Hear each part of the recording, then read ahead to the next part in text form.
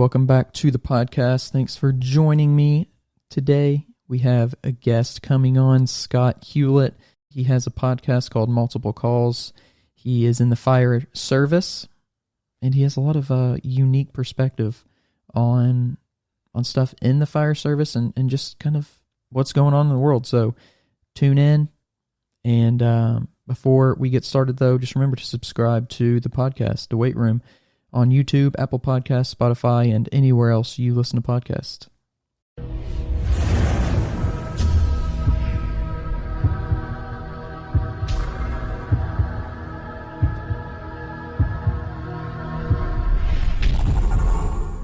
I'm 46 this July. I've been on fire for this is my 23rd year, going to my 24th, with the same fire department. I didn't have any volunteer experience. I rolled right into a full-time career.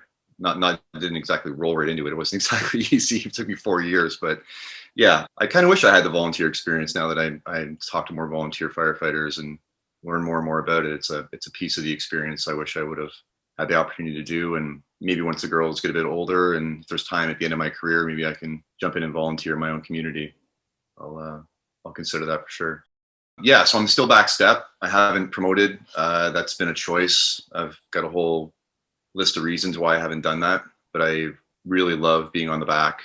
We rotate through positions, so driving and both spots on the back. And then I'm at a 2-truck haul currently. I really feel like I'm a 2-truck haul kind of person, or a multi-truck haul kind of person. I just like the vibe of extra people and extra energy, and then the opportunity to switch between trucks. So I'm currently at a station where we have a engine and a ladder, or a pumper and an aerial, whichever side of the border you're standing on. And so it's nice to be able to, do different work between trucks. There are unique things about each truck, obviously, but they both do carry water. So both trucks have the possibility of doing engine work, but the saws are on the aerial. So and obviously we have a few more ladders. So we don't have designated trucks and engines where trucks do truck work and engines do engine work. All our trucks carry water and hose. So that's good for me because I love engine work. So I've got the opportunity to do that on whatever truck I'm on. I worked part-time as a medic for 6 years. I had been accepted to, I did my EMT in the States actually, while I was trying to get on full-time fire, EMT basic. And then I wrote the national exam down there and then came back with that. And I was scheduled to do the paramedic diploma program at a local college. Again, just trying to get certified up here and build that resume and get on the department eventually. But I did know in my heart I wanted to do both jobs. I knew they were both unique, and I loved both aspects of that work. So I did want to do both. But then that July, previous to the September I was going to start school, that's when the fire department phoned me. So I decided to obviously take the career first. And then when I became first class, I made the commitment to go back to school full time. So I was 25 at that time and had all the energy in the world. And so, did work and school full time for 4 terms, 2 years, and then worked, 6 years part time as a primary care paramedic. Again, I didn't push up to ALS. It just, the extra work then to maintain that and to dedicate that energy to both careers was too much. So I wanted to find this really nice balance.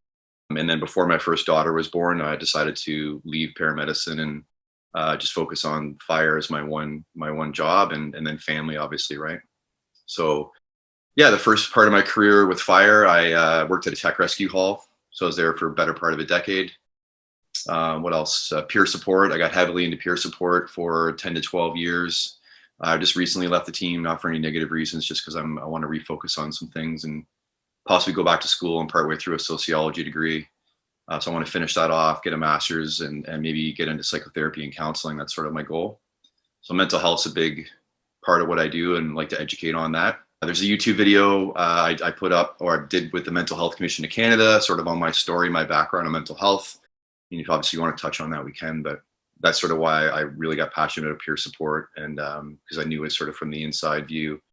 And then why I want to get into counseling as well too, because I feel like I have a deep understanding of the trauma of first responders, and also of from the mental health aspect of that I've from my own journey. Yeah, and then the podcast really came about. I went into training and as a training officer for about 3.5 years, and really got into loving teaching recruits. I've been an instructor for a number of disciplines, just with firefighters that are already on the floor. and I'd done a few things with recruit classes like peer support talks and that, but I dove right in and became a training officer and ran the medical program, headed up the live fire program for a while. Taught pretty much all the disciplines that we have. Did that for about 3.5 years, and just over that time, a number of people had said something to me about, hey, you should write a book, or hey, you should do a podcast. I'd listened to it, and I hadn't really ever considered it at all. And then I moved north of where I work, because we went on to the 24-hour shift. So now I had this hour and a bit commute, and I wanted to fill that with some quality time. So I got into listening to podcasts, and obviously started looking for some fire ones, and found some really great ones. Refined by Fire with Steven Tyler was probably the one I aligned with most. He was only a bunch of episodes into it, and cold called him and talked to him. I talked to James Gearing Behind the Shield, and luckily in town here where I moved to, friends I've had since I was in 9th grade, they're in town too, and the one brother, he has a studio in his basement. So it was really just all the stars aligned, like kind of like, okay, here's the opportunity, it's all in front of you, you should do this. So I just did it. I started with people on the department that I knew really, really well, that would feel comfortable talking to me, and I'd feel comfortable talking to them, and it just sort of went from there. So now we're going into the 4th year of it. I believe it was February 2018.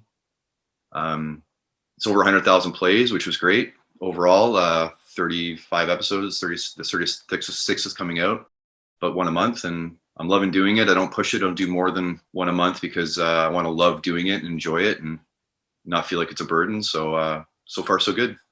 So it sounds like you're just, you're really involved in just life in general, kind of going back in the stuff that you sent me, and I was reading it about, kind of your childhood a little bit. And you talk about kind of just your life a little bit. And it kind of made me think when I got through it, and I'm thinking, I think that's, from the beginning, it seems like you were kind of that way. You were just trying different things, trying to figure things out, find out who you are a little bit. Is there any truth in that? Kind of just like that's part of your life, is just figuring different things out about yourself and about the world?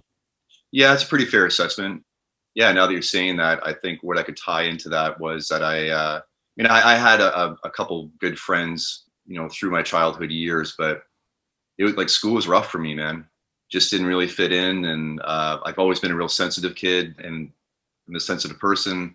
That's more, you can align that with your life now a little easier. It's a little more accepted, but back then it wasn't. So a lot of bullying.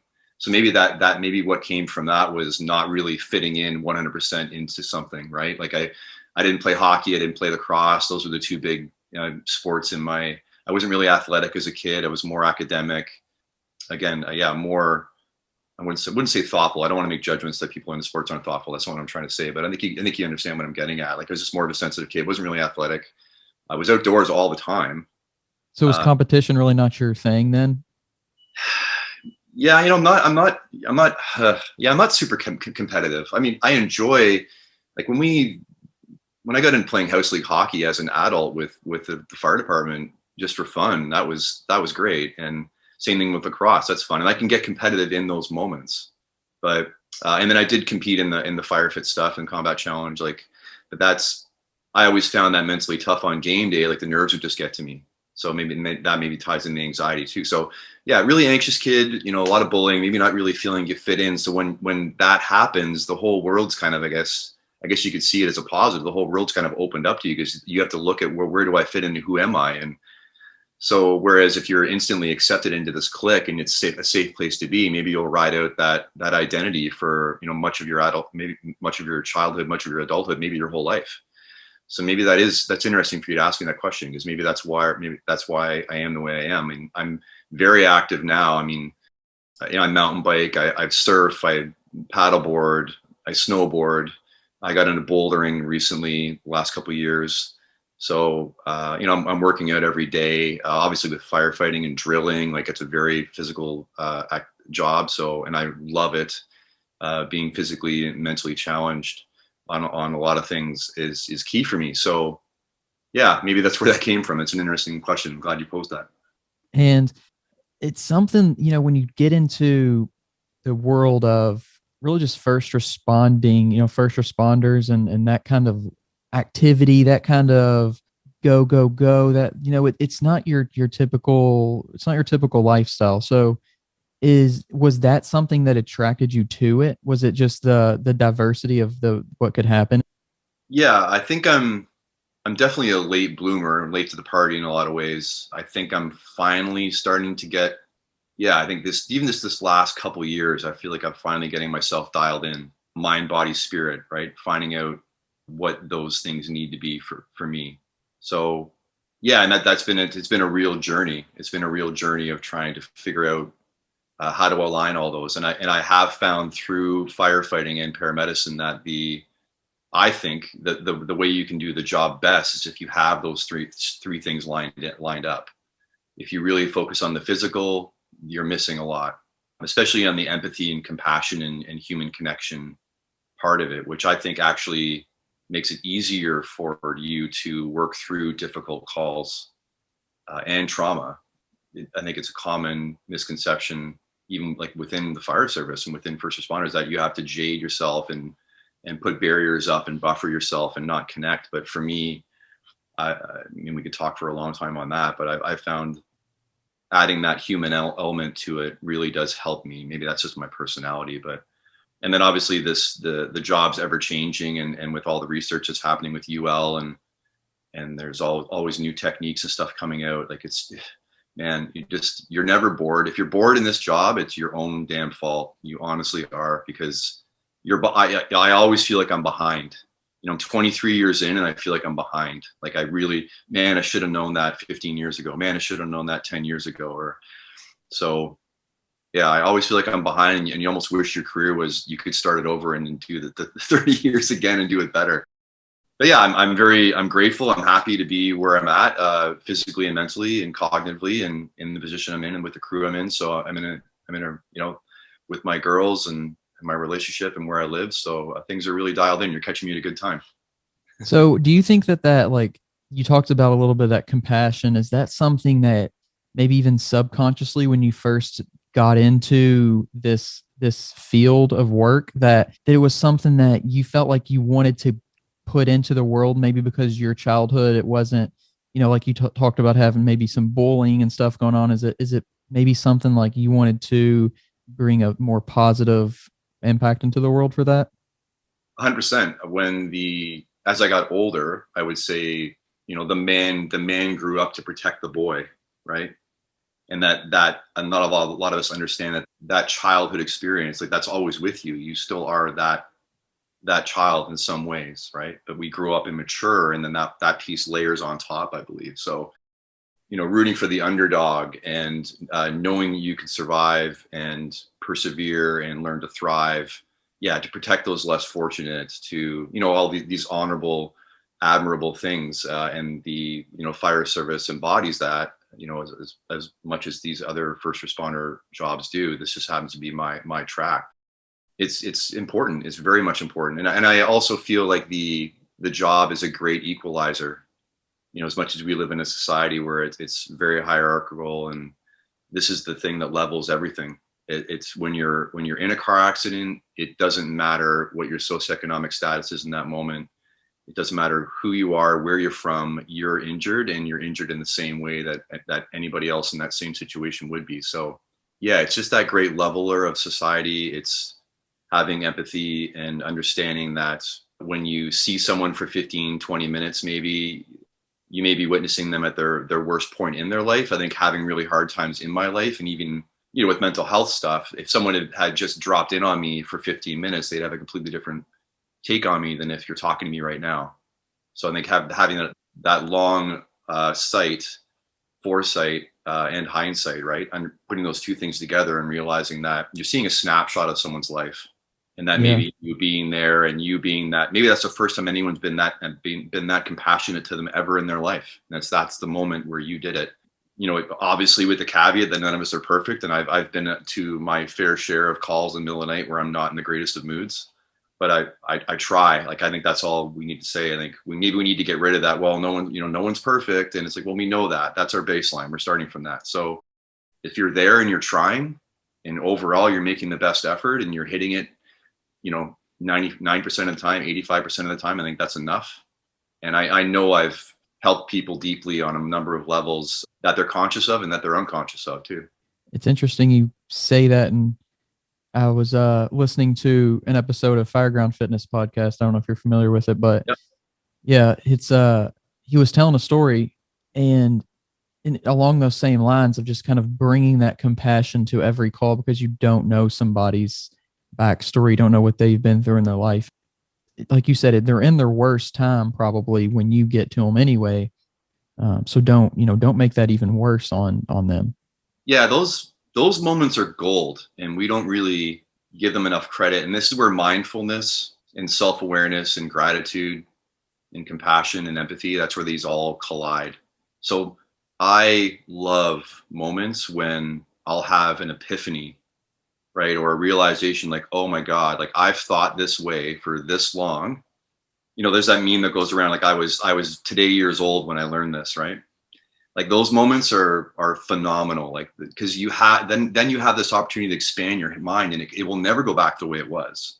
So we all have these, we're predisposed or preloaded or pre-wired with judgments and biases. Like we all have them, thoughts of how the world should work. And sometimes we get rocked and challenged because we think it's a fair and a safe place, in the world. And then we learn as we mature and we lose our innocence that it's not. Like sometimes that experience is very uncomfortable.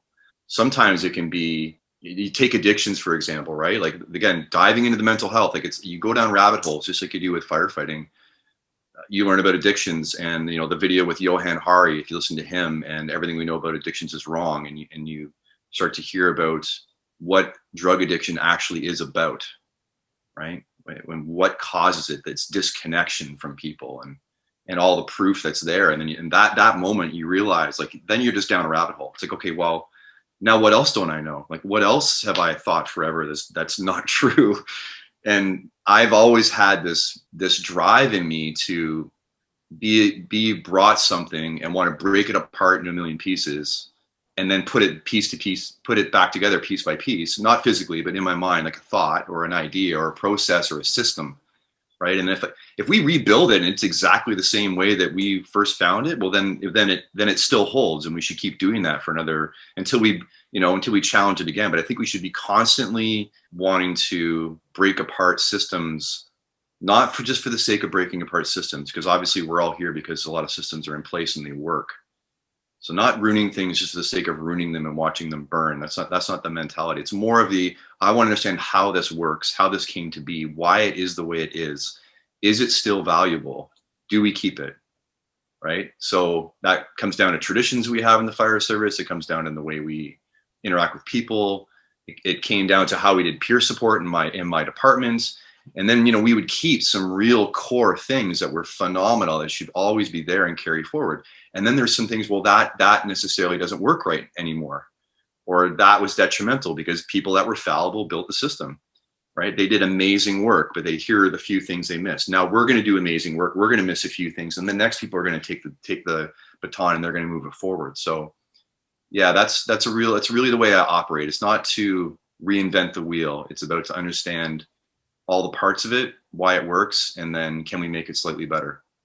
To that point of the systems, it seems like almost we're doing that a lot more, but it also seems like we're taking those systems, thinking about them, and then just throwing them out. If one part's broke, we want to throw the whole thing out and try to, like you said, reinvent the wheel instead of just fixing that one part that maybe a little broken. And it seems like it's too much. It's went from making no changes to trying to literally change every single aspect. Yeah, Jordan Peterson talks a lot about this. Like, we have to have some gratitude for the fact that the lights are on every single time you flip a switch.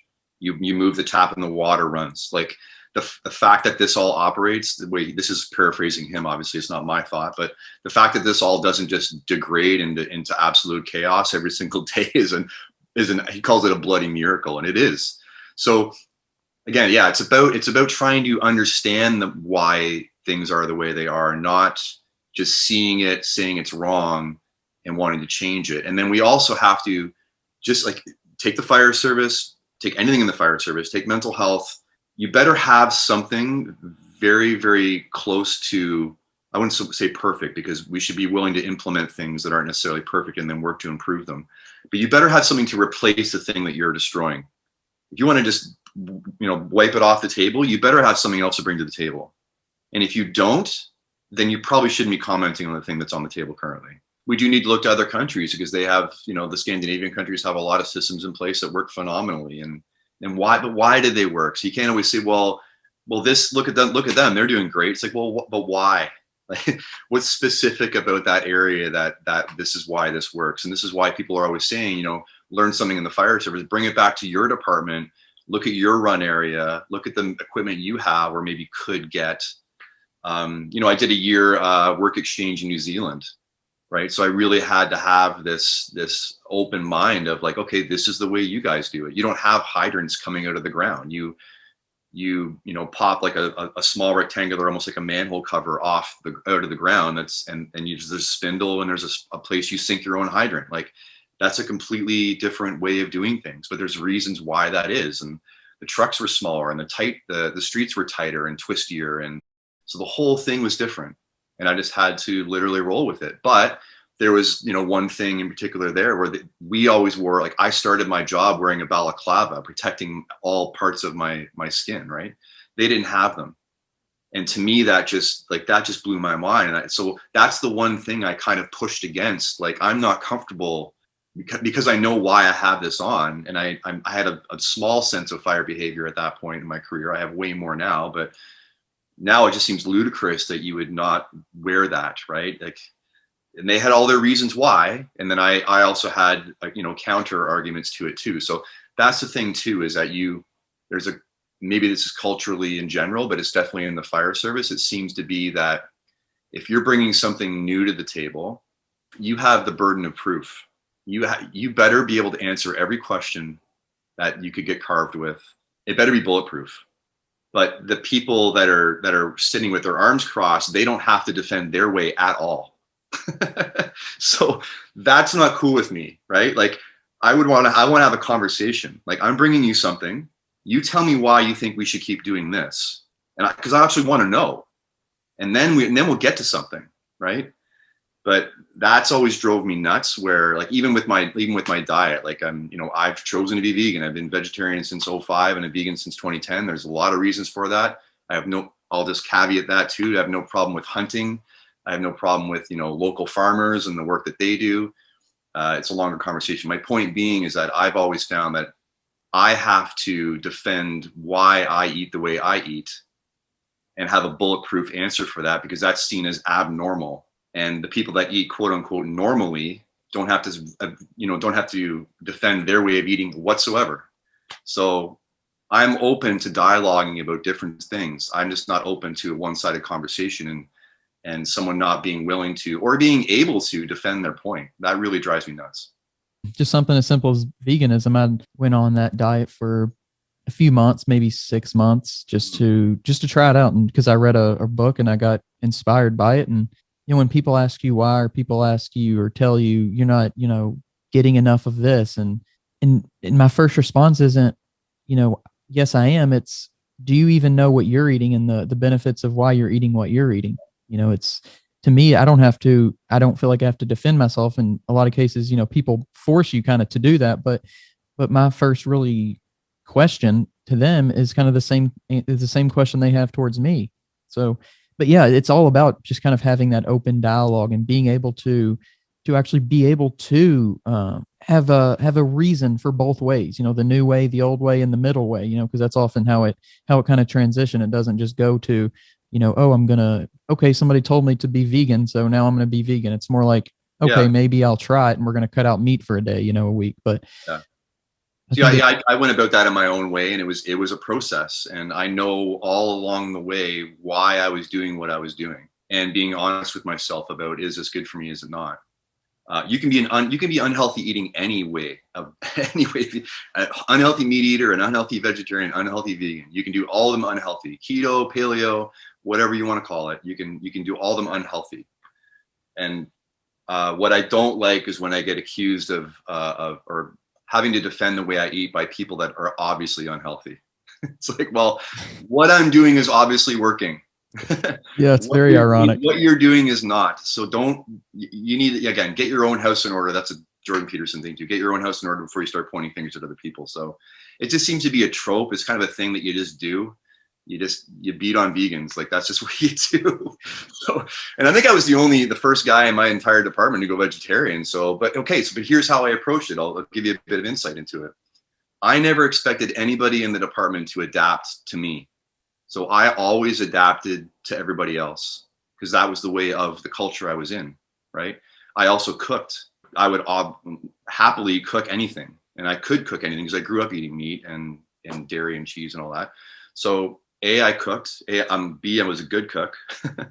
C, I always adapted to everyone else's program and brought in something that we would make 2 pots of something. Like I always still adapt. And D, lastly, I always paid the same amount that everyone else was paying. I never expected, well, I'm not eating this part, so I'm paying less money. Well, that means it costs everybody else more money. So I'm going to pay the same amount. So see, there's a way of approaching things and being true to yourself and what you want to do and respecting everybody else around you. That is the thing that a lot of people miss. Yeah, I think it definitely goes both ways. There's a lot of people out there, not to kind of just stick with the vegan, but it's a good thing because I think a lot of people are familiar with it at least. So just going with that, I think a lot of people who are vegan sometimes don't take that route that you're talking about, to where you just kind of go with it. You go with the flow a little bit more. And then on the other side too, like we talked about, people who are unwilling to not judge you a certain way because you have a certain diet. They stick you in a category, stick you in a box because you have a certain diet. So, it's definitely, there's fault on both sides, and there's areas for both sides to fix. And it's a much bigger than a vegan thing.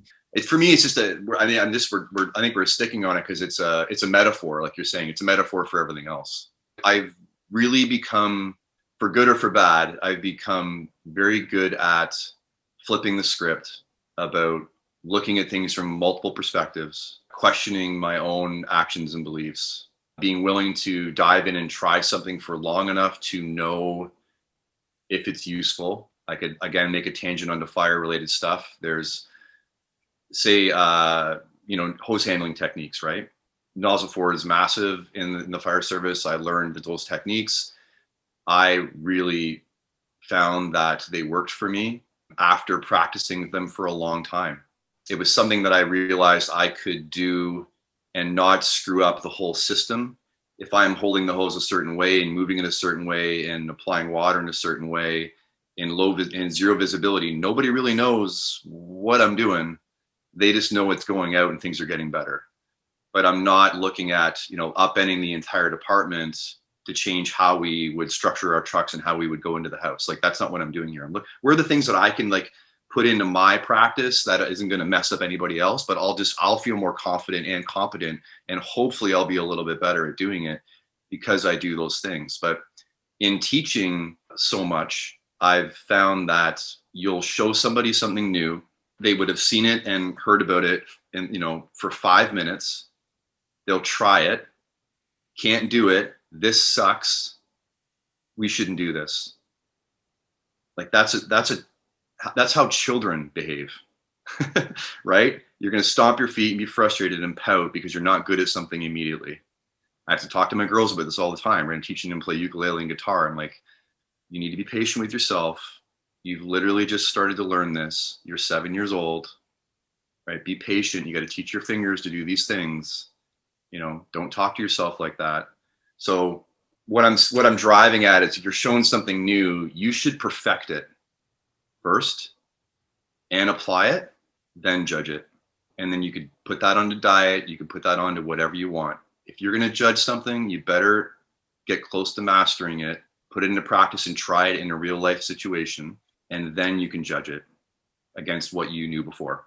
And I'll bet you along that journey, even if you don't end up with that new thing being the way, you're going to adjust something based from what you used to do. When you say that, it kind of makes me think of comparing the end product of watching a kindergarten soccer game versus an Olympic level soccer game. Yeah, the joy of perfecting it has to be, and that delayed gratification has to be more desirable. It has to be more desirable than all the failing you have to do along the way.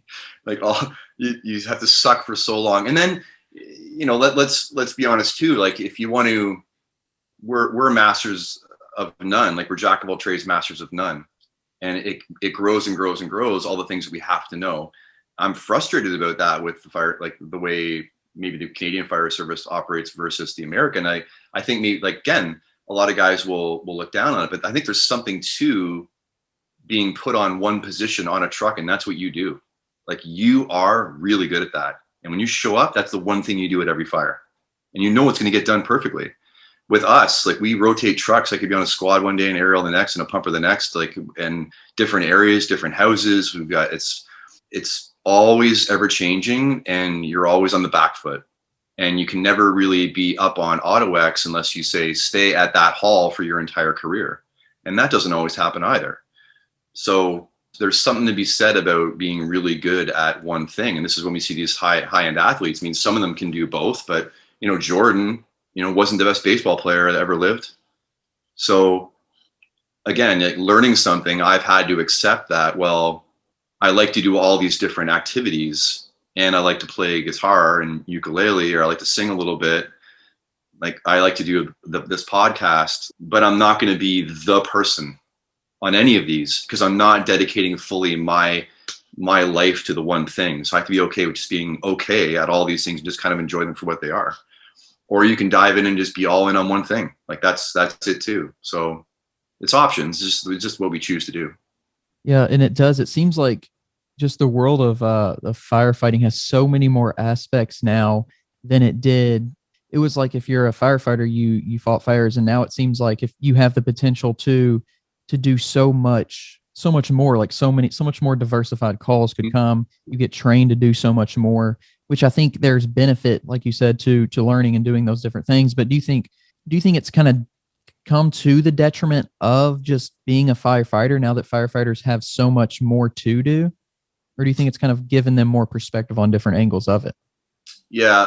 So I'll give my 2 cents on how things roll in general in Canada. Like I think we're given other divisions work very often. And again, I get the reasons why it seems good on paper, why that needs to happen. Like, well, it's good to be out in the community. They want to see fire trucks doing smoke alarm education. They want to see, fire trucks doing inspections and pre-planning.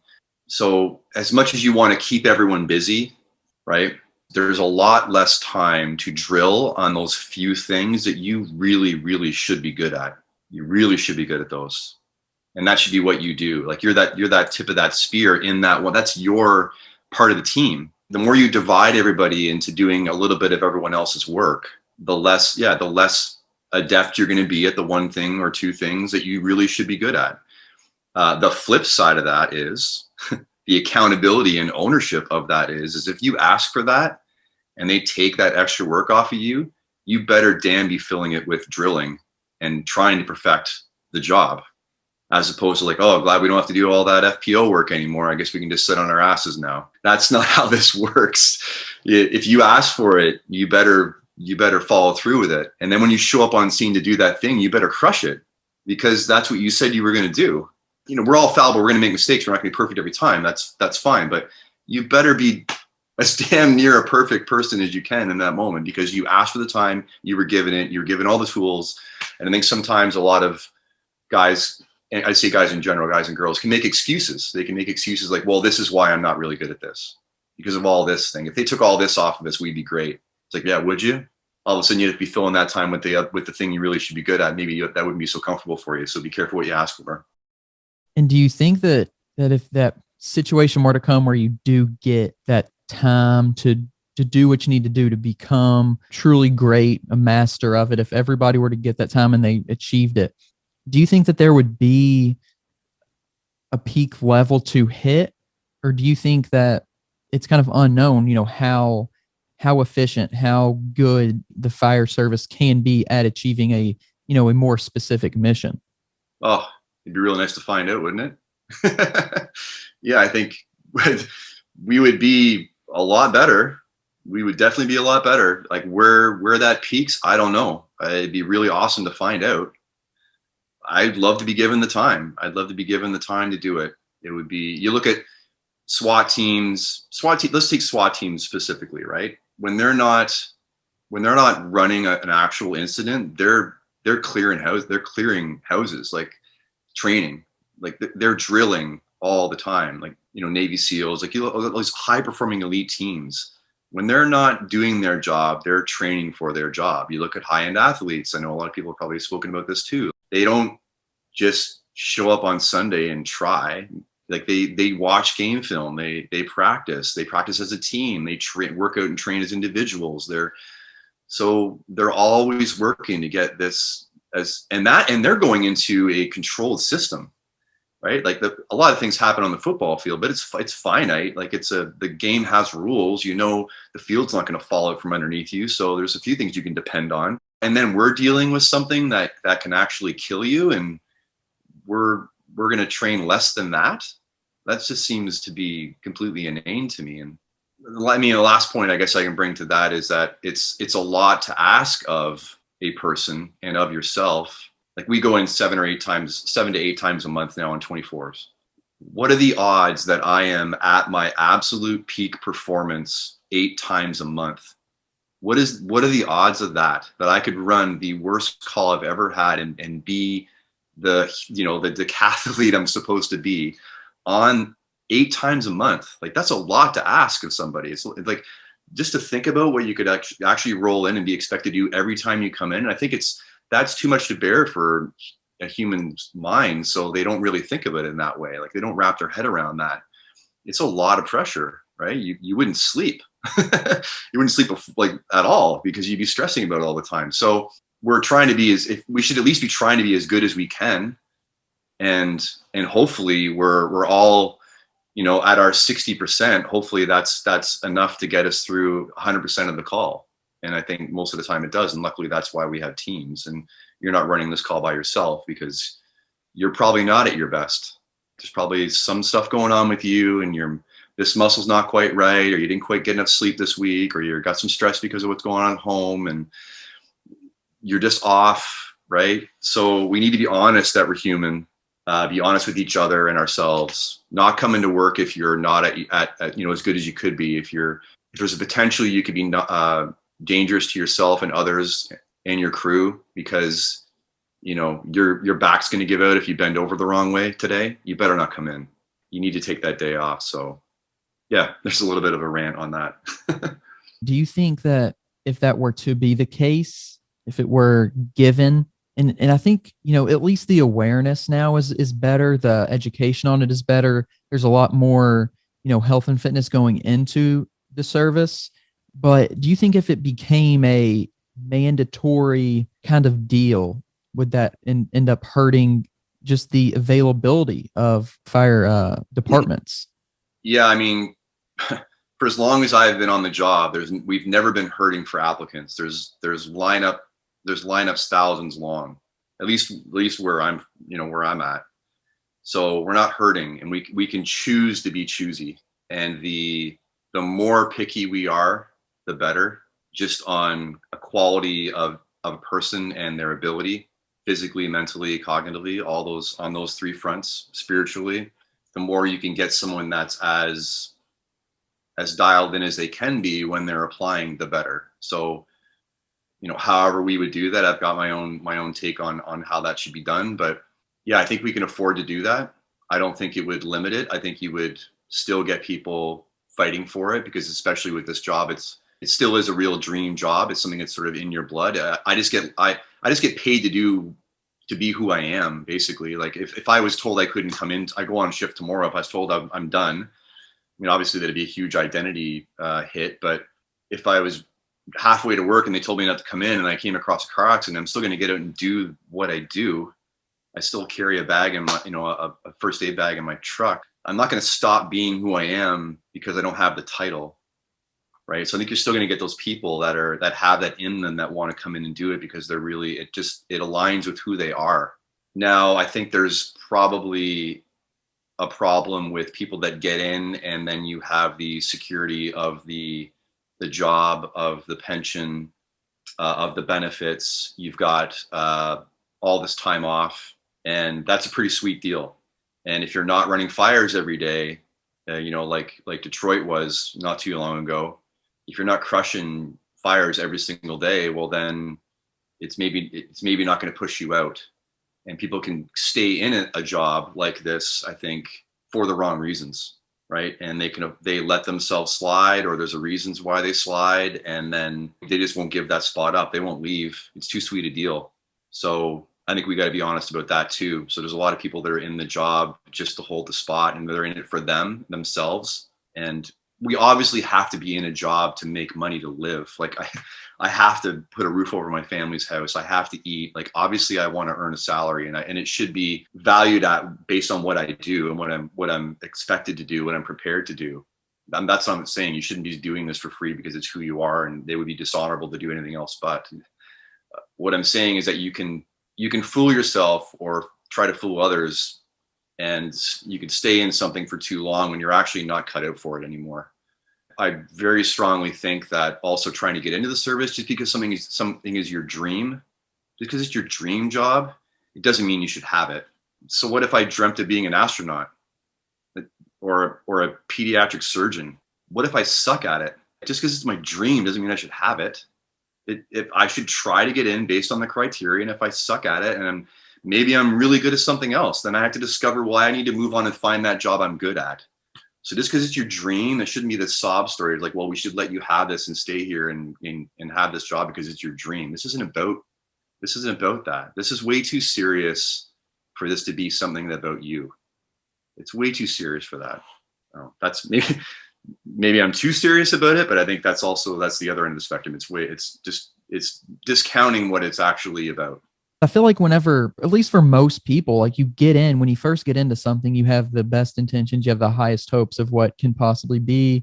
But at what point do you think the fire service is lacking in continuing to push the best version of its culture? Yeah, I think we are getting better. I know a lot of the things I'm trying to bring up are some negatives, but what I'm trying to do is just like pull the veil back, right? Pull the curtain back. Like, let's be honest about the ugly side of things. And I think that's me breaking things apart, and wanting to see the inner workings of it, and then looking at it honestly, like, okay, this is actually what we're dealing with here, and then moving forward from that. So yeah, I think we are getting better in general. And I think that's a generational thing too. I think we're more, I've seen it with the mental health and peer support end of things. It's way more acceptable. I honestly believe that within my own department that we've beaten the stigma barrier. So I don't think you're going to ever eliminate isms. You're not going to eliminate sexism, racism, ageism. You're not going to eliminate any of them. Like, people that still think that way are going to bring up more people that think that way. That's what's going to happen. So our goal shouldn't be to eliminate these things. Our goal should be to become the majority rule, right? We can own the house. So if we own the house with mental health, and some of the better firefighters are examples that are of people that address all those parts of themselves and they still thrive in their job, the less that someone can say, well, that's a bunch of crap and you shouldn't be worried about that. It's like, well, obviously this is working. It's better. We're better for it. And time again, whenever we would do a talk with a group or, one-on-ones, we'd have a lot of people that had their first experience with talking to someone on the peer support team that would eventually end up joining the team. So again, don't judge something until you've actually had the experience of using the system or helping build the system. So I think we are getting better and better. And I think the social media and the internet and this connection that, the fact that you and I can even connect and talk and have this chat, we're realizing that even if you're in a job, I would say, not, I'm speaking to the fire department specifically, but any job, if your office really sucks, you're probably going to find someone else in another office somewhere that does your job, that it has the way, that thinks about things the way you think about things.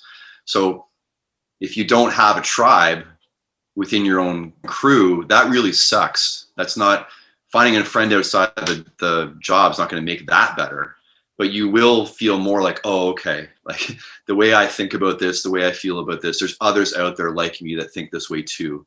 and then you all start driving, then you get that motivation. You know, the internal motivation's there, but it can get really beat down when you're in a culture that's constantly beating you down. So the old school, I guess you didn't have this access to all these other people. So you can get disenchanted easy when you join the fire service, because you realize, like I talked about, not everyone's there for the right reason, just like any other industry. But you can get re-enchanted, I guess, would be the flip side of that, when you find people within your own department, other platoons, other stations that think like you think, that think better than you think, and you need to you know, mature to their level. And then you can find people all across the world that think that way too. So the more that we have these conversations and we reassure each other, then you're going to be able to take that deep breath and go in and deal with the difficult things you have to deal with within your own little purview. Do you think society as a whole is kind of not asking too much? Because I think it's okay to ask more and more, but do you think that it's being done the right way? I think we're obviously in a very tumultuous time. I think things are being challenged and broken apart and pushed and strained, and especially with, you know, with us dealing with this pandemic as well, right? I mean, it's not, I really hate the term unprecedented, because it's not unprecedented. It's just the first time that we've ever dealt with it. It's been around a few times, so we should learn from history. I think a lot of good things are going to come out of it. I think we need to be willing to, if I could just overlay the metaphor of what I said with the fire service, is there are some things that, not everything about all the systems is awful. There's some things that are why you and I are able to talk on this laptop right now. Why people are listening to podcasts on their phones. Like, you can't discount the comfort that we have, right? So there's some things that work. Can we do them better? 100%. So we should always be trying to find ways to do them better. We're definitely more aware. We have the entire world at our fingertips right now. We're almost drowning in information. But do you think we're drowning in our own information in a lot of ways, in our own biased information? I mean, every voice at the table, we do need to have this calm, civil dialogue, and everybody from every front needs to be able to do that. And we're not going to do it perfectly. I think we need to understand that too. We're not going to do this perfectly, but we are, especially I would, just speak to being in this country, in this province, in this city, and like, I've got it pretty soft. So for me to then point the finger and saying that this should be this way and this should be that way, when I'm on my phone on my couch with a glass of wine, like, there's there's something to be said from, the people that were literally in the trenches. So we have to be honest about where we're at. We have to be honest with the privileges and the softness of our life and the ease which we have, what are actually problems, what aren't problems. And so the only way we're going to know what that is to learn history and, talk to our elders and listen to as many different perspectives from as many different people as we can. But like I said, it needs to be, and we have a finite amount of time and bandwidth in our brains too. So we need to be able to manage that appropriately. So take things in, try not to take in too much at once, try and give some time to the things you're thinking about before you make a judgment, and then maybe move on to the next thing. I think, yeah, you're right. We are kind of overwhelmed with constant bombardment. And really, the only time I check in on the news is when I'm at work and it happens to be on the TV. I'll do a quick check-in. But other than that, not to hide my head in the sand, but I find I'm a lot more, my mental health is a lot better when I'm just trying to be good within my realm and within my reach. So I'm trying not to, as much as I'm trying to learn about things in general that are going on in the world that need to be addressed, I don't need to be pounded with it every single moment of every single day. Like, okay, that's an issue. This is what we're dealing with right now. Okay, well, I don't need to hear about it every single moment. I know about it now. Now I need to give some thought to that. What can I even do about this? Can I do something about everything? No, I can't. So what can I do? And I think maybe that's where the love of the job is too, because the tones go out. Okay, we're going to this call. Yes, we don't know what it's going to be, but we're going to show up and we're going to try to make this thing better. And there's a lot of times when you leave and you make things a lot better, and that kind of like, okay, well, I've got some ability to make things better in the world within my reach, right? Yeah. I think it goes back to what we talked about before, about what Jordan Peterson says about getting your house in order first. Yeah, it's also a distraction from your current problems too, right? When you're pointing your finger at bigger problems, and that's easy to say around the kitchen table, and it's a distraction away from your own issues. So that, I think it's great that he brings that up to refocus people. And honestly, he's a perfect example of, if you're not, I think very often there's a lot of sound bites. There's a lot of like, well, this person's this, I heard them say this, and well, that's what they are then. And then we're not going to dive in deeply to all the content. We're just going to think this now, that our group's going to think this about this person, and we're just going to carry this on. And they're the poster child for this view. I just feel like I did the deep dive. Like, I've listened to pretty much every podcast, watched the majority of the content, read one book, listening to the next. Like, if you can't pull something out of that, there's a real problem. And if you really think this person's a Nazi, and there's a real problem. So, and I'm just using that as one example, as you can do that to everybody, to so many people, right? Across the spectrum. So I have to realize that too. If I'm going to make a quick snap judgment about somebody, it's like, well, have I done the deep dive on them? And is content even available for me to do that? And if not, can I have somebody or multiple people that I would be able to ask questions about? Like, how much do I really want to know about this to have an actual opinion about it? You have to put in a lot of effort to do that, and not a lot of people do, because we're lazy. If you don't want to put the effort into doing the deep dive and really finding out about what's going on about something, it's probably not your place to put your hand up and be squawking about it. You have to put the time in. So maybe just choose something, choose one thing, choose two things, and really do a deep dive on that. It comes right back to me talking about sports, right? And about maybe you're going to be maybe you're going to be semi-knowledgeable about 20 things and not really, really knowledgeable about anything. Yeah, right. And everybody just wants the surface level, and you can't really explain something, especially to somebody who doesn't want an explanation. So when I'm teaching something now in the fire service, I approach it from the beginning of like, okay, I kind of reverse engineer it. I think I've talked about this before. I'll reverse engineer the training. So I think about, what's everything that I could possibly get carved up about this? What are all the comments I'm going to get? What is all the negative feedback I'm going to get? What are all the reasons they're not going to like it?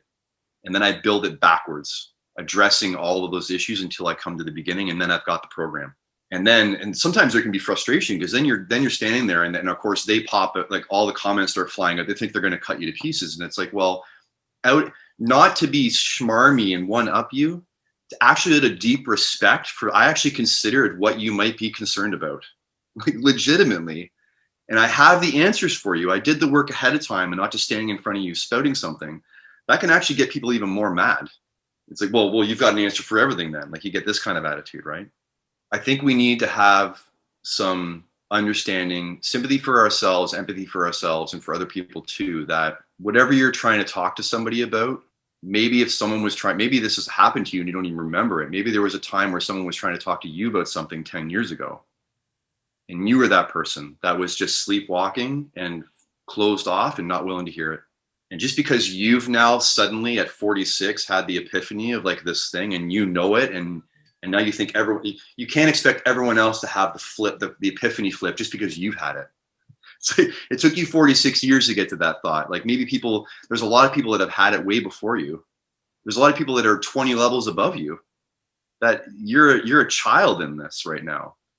So I think that understanding of where you actually sit on the hierarchy of understanding of things can give you some more empathy and understanding, compassion for the people that you're talking to, that maybe in that one topic, you are able to understand it and dialogue about it at a higher level on that one thing with that person. They can maybe do it on 5 other levels on different topics with you.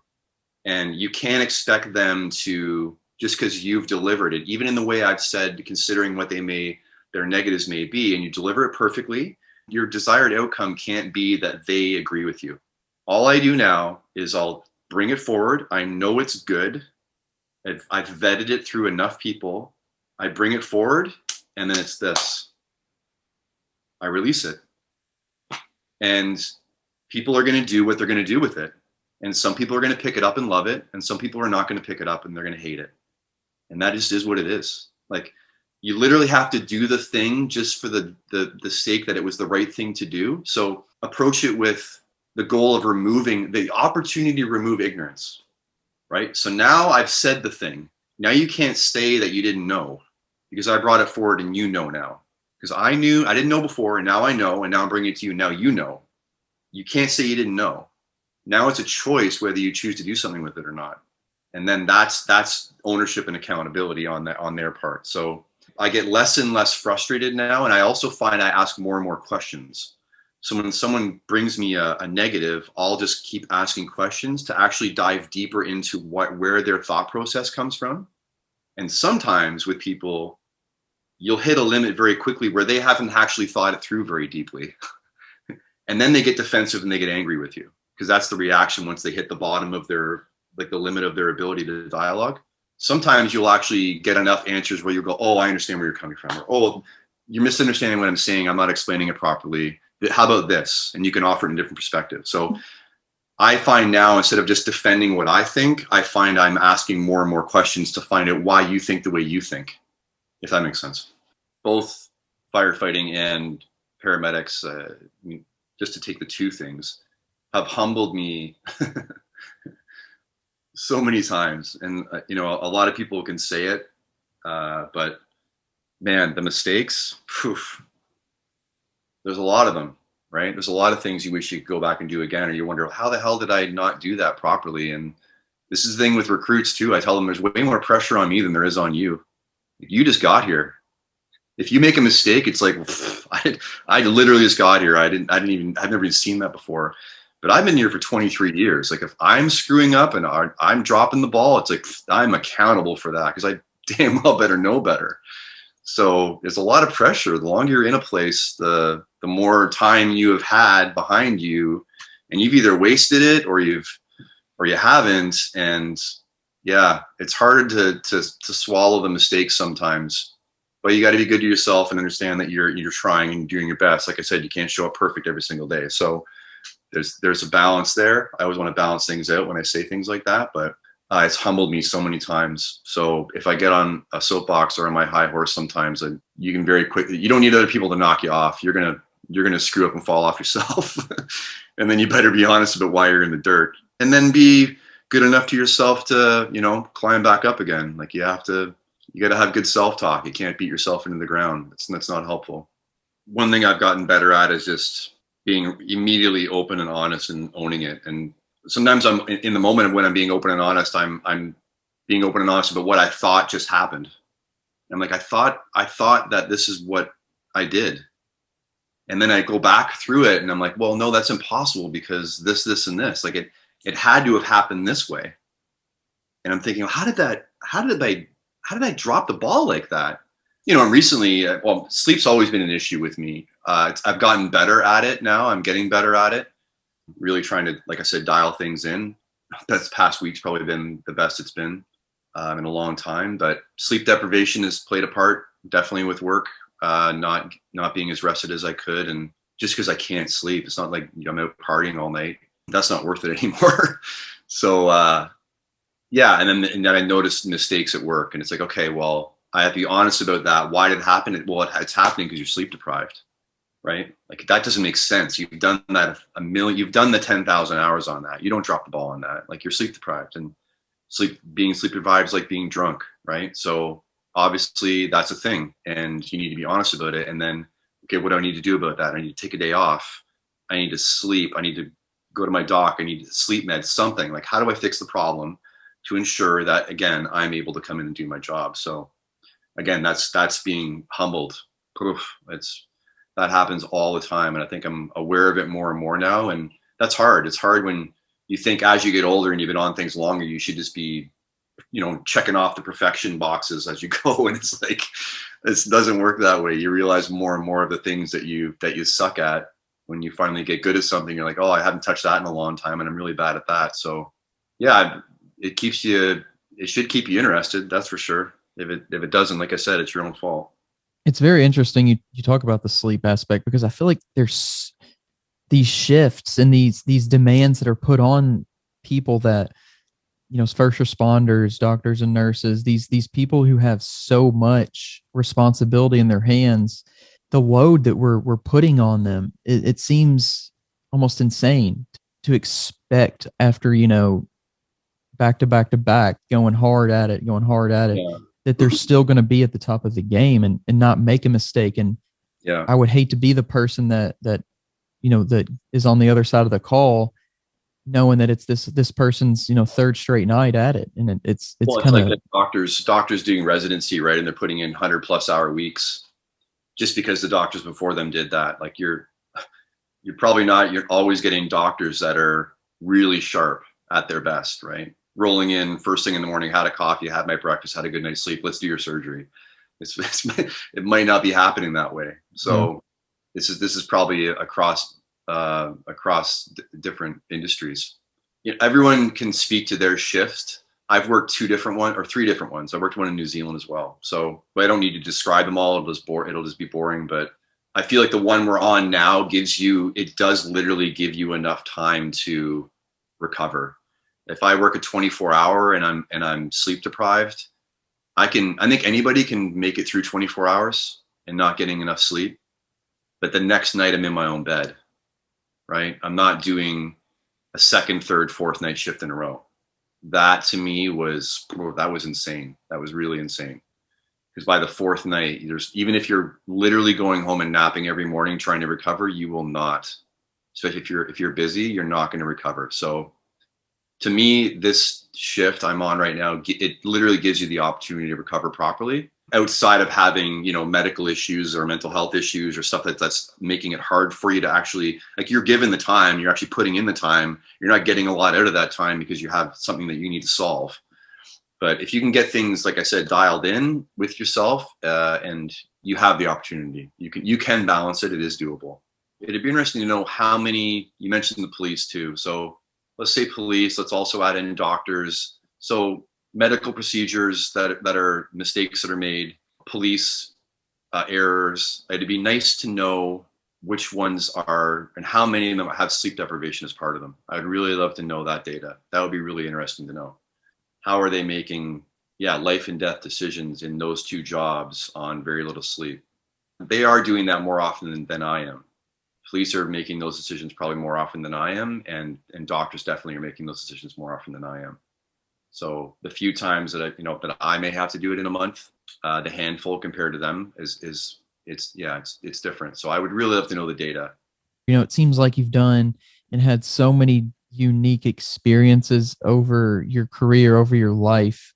Do you feel like that it's been planned, or there's been a vision there? Or do you feel like it's almost like you're just taking these opportunities as they come? And do you have kind of a vision for what's coming? Yeah, I've probably led more often with my heart than I have with my head most times.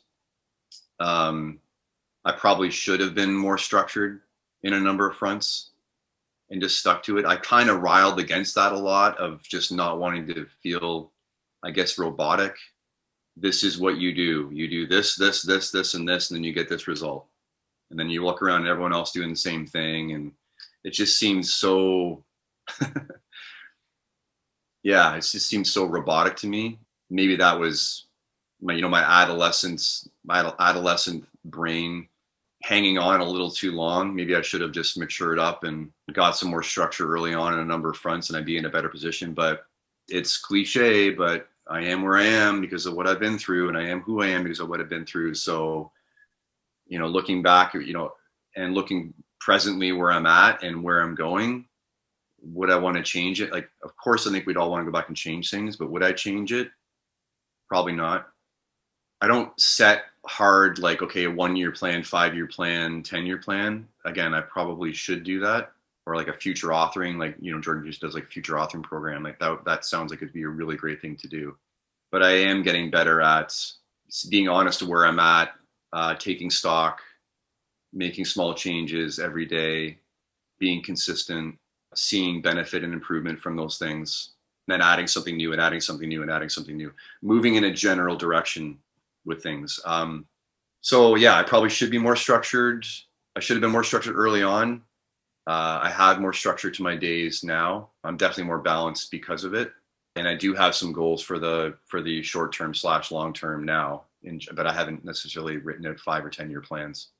too vague is not necessarily a good thing, because you're not actually committing to something. You don't have anything, like you're not aiming at anything to get. So you do have to have some sort of direction. You can't keep it vague and say, well, I'll just take it as it comes. I think we really need to be honest with ourselves. And if I am with myself, a lot of the things that held me back was, trying to fill maybe things inside of myself that I probably should have solved on my own or figured it on my own, and expected other people to maybe to fill that. And that would be the key right there, is that if I was honest with myself, I probably could have satisfied a lot of those things on my own. And then I probably would have been more okay with some more structure in my life. Yeah, and I think that's just part of the human experience too. It's part of the ride. I think and I think it's better off, even if, I think as a person, when you're sitting there with a few breaths left in your body, it's better to be happy with what you did than just take the route that is quote unquote or you think is quote unquote the right way, just because that's how everybody else is doing it. And then, like you said, there's definitely a balance there, but I think just overall being able to look back and be happy with what you did is the most important thing, I think.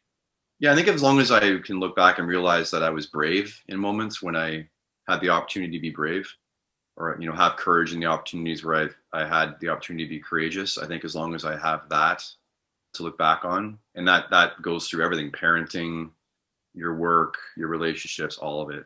So if I've had opportunities where I was brave, I think I'm going to be happy about that. In the last 3 years, I would say there was a lot of times where I had to be brave and have some faith in myself, in life, release, and not necessarily have to control, release, stand your ground, stick to a plan, and not necessarily know it's going to work out. Just have some hope that it does, and it has. I've come out the other side of it. So that's happened a number of times with me.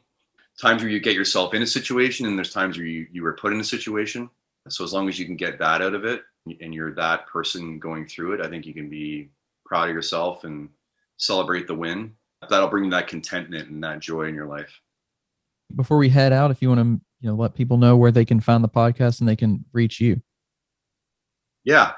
So I've got rid of my personal social media just to see what kind of bandwidth it was taking up in my life, and did I actually need it? Was I going to miss it? The podcast itself, Multiple Calls Podcast, it's in a lot of places. It's on SoundCloud is where it's hosted.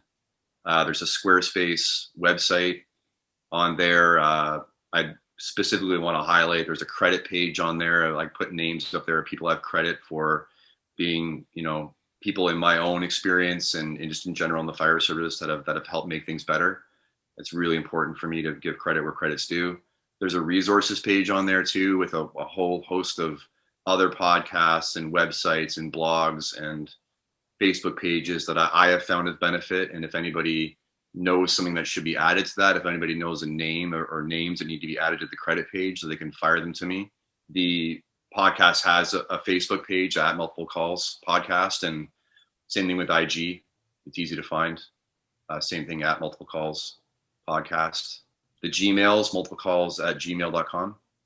So you can email me there. Also on the Squarespace website, there's a submission form for questions. So you can, and it will forward them to my Gmail address. So you can reach me that way too. I've really been grateful for everyone that's taken time, to listen, and then above and beyond that, to take the moment to message me just out of the blue and say, hey, this is what I'm getting out of it, and I think it's really great. Keep doing it. That's been phenomenal. It really does let me know that the intent of what I want it to be and the feeling is getting out there, and that people are appreciating these amazing guests that I'm lucky to be able to talk to. So anybody that wants to message me and talk to me, and again, this was an incredible pleasure and privilege. I learned a lot about myself, because you're asking me questions that I might not ask myself, right? So it makes me think, and I grow from these experiences. So I'm incredibly grateful to be on this end of the conversation. And yeah, thanks so much for having me.